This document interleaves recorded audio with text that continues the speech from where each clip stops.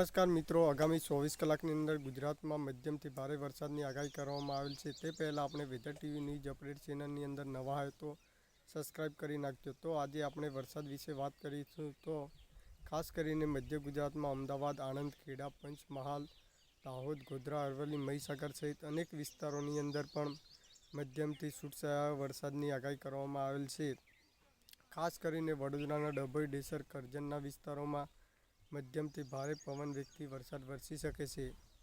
અને ખાસ કરીને અમદાવાદના ધંધુકા, ધોલેરાના વિસ્તારોમાં પણ મધ્યમથી છૂટછાયા વરસાદની આગાહી 1-2 દિવસની અંદર વરસાદ વરસી શકે છે. ખાસ કરીને આપણે જોવા જઈએ તો મધ્ય ગુજરાતમાં મહીસાગરના વિસ્તારો અને વડોદરાના વિસ્તારોમાં મધ્યમથી ભારે ગાજવીજ સાથે વરસાદ પડી શકે છે. તો આપણે હવે સૌરાષ્ટ્ર વિસ્તારોની વાત કરીએ તો સૌરાષ્ટ્રમાં આગામી 24 કલાકની અંદર બોટાદ, ભાવનગર, ગીર સોમનાથ, દેવભૂમિ, ધારકા, રાજકોટ, સુરેન્દ્રનગર, મોરબી સહિત અનેક વિસ્તારોની અંદર પણ મધ્યમથી છૂટછાયા વરસાદની આગાહી કરવામાં આવેલ છે. ખાસ કરીને દરિયાકાંઠાના વિસ્તારો, જામનગરના, ભાવનગરના વિસ્તારો હોય અને ખાસ કરીને મોરબીના ટંકારા, હળવદ, વાંકાનેર, રાજકોટના સોજિત્રાના વિસ્તારો હોય, આ વિસ્તારોની અંદર પણ મધ્યમથી છૂટછાયા વરસાદ વરસી શકે છે. જળચરના વિસ્તારોમાં મધ્યમથી હળવા વરસાદની આગાહી કરવામાં આવેલ છે.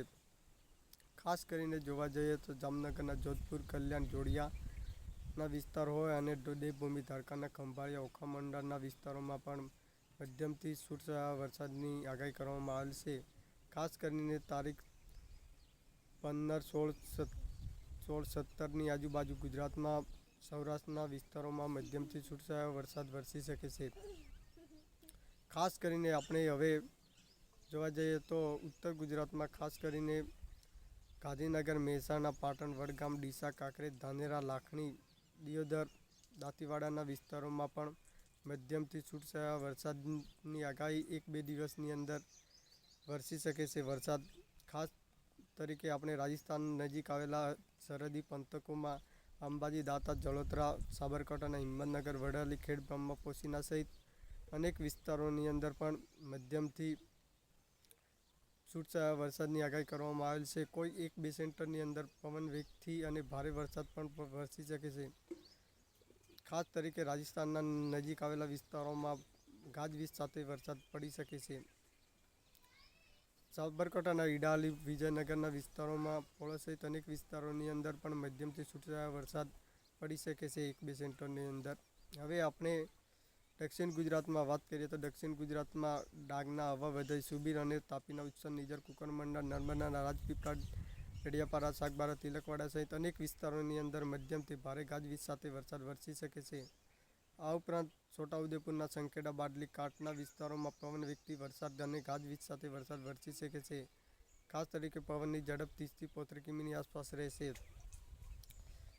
હવે નવસારીના ગણદેવી, વાંસદા, ખેરગામ સહિત અનેક વિસ્તારોની અંદર પણ 1-2 સેન્ટરની અંદર ભારે પવન વેગથી વરસાદ વરસી શકે છે અને કેટલાક વિસ્તારોની અંદર હળવાથી મધ્યમ ભારે ઝાપટા સ્વરૂપે વરસાદ વરસી શકે છે. હવે આપણે નેક્સ્ટ કચ્છના વિસ્તારોની વાત કરીએ તો કચ્છમાં ભુજ, રાપર, અંજાર, નખત્રાણા, અબડાસા સહિત અનેક વિસ્તારોની અંદર પવન વેગથી 1-2 દિવસની અંદર વાતાવરણમાં પલટો આવી શકે છે અને સામાન્યથી હળવા સ્વરૂપે વરસાદ વરસી શકે છે અને કોઈક એકલ-દોકલ ટૂંકા વિસ્તારોની અંદર પવન વેગથી ગાજવીજ સાથે વરસાદ વરસી શકે છે.